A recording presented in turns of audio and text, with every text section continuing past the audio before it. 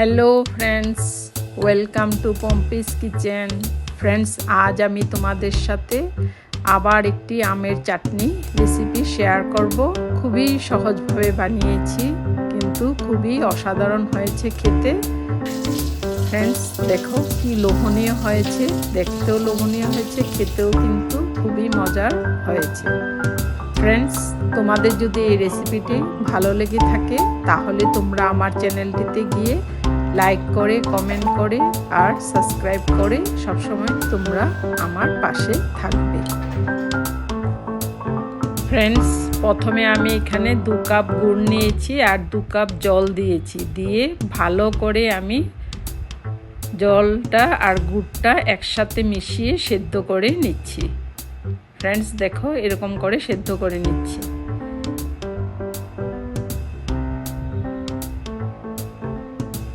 এবার আমি আমগুলো লম্বা লম্বা করে এরকম কেটে রেখেছিলাম। এবার আমগুলো আমি দিয়ে দেব। খুবই সহজভাবে বানিয়েছি। এবার আমি গুড়ের সাথে ভালো করে মিশিয়ে নিচ্ছি। ফ্রেন্ডস, এরকম করে বানিয়ে 1 সপ্তাহ জুড়ে খেতে পারবে। ফ্রিজে রেখে দিবে, ফ্রিজে না রাখলেও এরকম ভালোই থাকে। এবার আমি কাঁচা লঙ্কা দিয়েছি, শুকনো লঙ্কা ব্যবহার করিনি। স্বাদ অনুযায়ী নুন দিয়েছি আর সামান্য হলুদের গুঁড়ো দিয়েছি।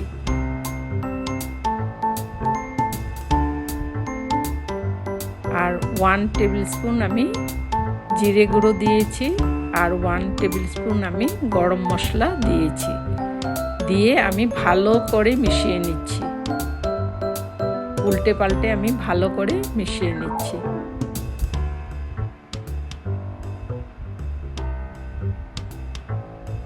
খুবই কম মশলা দিয়ে বানিয়েছি। আর ফ্রেন্ডস, এখানে আমি কোনো তেল ব্যবহার করিনি। এবার কিছুক্ষণের জন্য আমি ঢাকা দিয়ে রেখেছি। এবার ঢাকাটা তুলে দিয়েছি। দিয়ে আরও কিছুক্ষণ আমি ভালো করে সেদ্ধ করে নিচ্ছি আম গুড়। ফ্রেন্ডস, তোমরা এইভাবে একবার অবশ্যই ট্রাই করবে। খুবই দুর্দান্ত হয়েছে খেতে।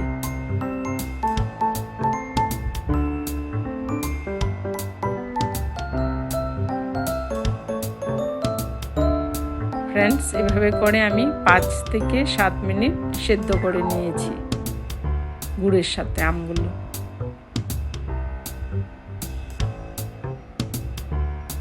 ফ্রেন্ডস, তোমাদের যদি এই রেসিপিটি ভালো লেগে থাকে তাহলে তোমরা আমার চ্যানেলটিতে গিয়ে লাইক করো, কমেন্ট করো আর শেয়ার করে সাবস্ক্রাইব করে সবসময় তোমরা আমার পাশে থাকবে।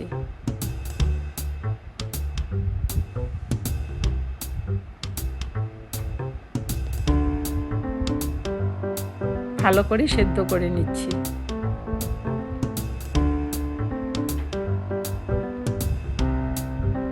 ফ্রেন্ডস, দেখো এরকম হয়ে গেছে। এই যে আমের ভেতরে গুড় পুরা ঢুকেছে। ফ্রেন্ডস, এভাবে করে আমের চাটনি বানিয়ে নিয়েছি। খুব গাঢ়াও করিনি, খুব পাতলাও হয়নি।